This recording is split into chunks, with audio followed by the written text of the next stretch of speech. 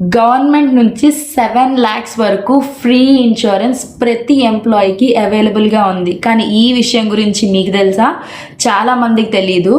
ఎంప్లాయీస్కి ఉన్న PF account మీద ఈడిఎల్ఐ స్కీమ్ అంటే ఎంప్లాయీస్ డిపాజిట్ లింక్డ్ ఇన్సూరెన్స్ స్కీమ్లో ఫ్రీ ఇన్సూరెన్స్గా కవర్ చేస్తుంది.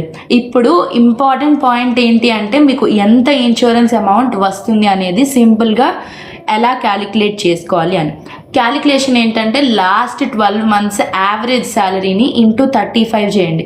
వచ్చిన అమౌంట్కి 2,50,000 రూపీస్ బోనస్ యాడ్ చేస్తే వచ్చిన టోటల్ అమౌంట్ మీ ఇన్సూరెన్స్ కవర్ అవుతుంది.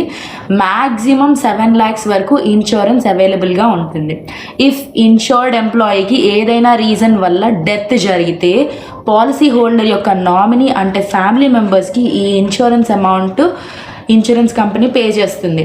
Claim process EDLI scheme rules ప్రకారం నామినీ ద్వారా అప్లై చేయాలి. మీకు ఎంత ఇన్సూరెన్స్ కవర్ ఉందో తెలుసుకోవాలంటే నేను చెప్పిన ఫార్ములాతో సెల్ఫ్గా క్యాలిక్యులేట్ చేసుకోండి. లేదంటే ఇంకొక మెథడ్ ఏంటంటే మీ హెచ్ఆర్ డిపార్ట్మెంట్ని ఈడిఎల్ఐ స్కీమ్లో నా ఇన్సూరెన్స్ అమౌంట్ ఎంత అని అడగండి. మీ హెచ్ఆర్ టీము ఈ డీటెయిల్స్ మీకు షేర్ చేసేస్తారు. ఈ ఇన్ఫర్మేషన్ ప్రతి ఎంప్లాయీకి యూస్ఫుల్గా ఉంటుంది. గవర్నమెంట్ ఇచ్చే ఫ్రీ బెనిఫిట్స్ని ఇగ్నోర్ చేయడం స్మార్ట్ కాదు కదా. సో ఈ బెనిఫిట్ని క్లెయిమ్ చేసుకోండి.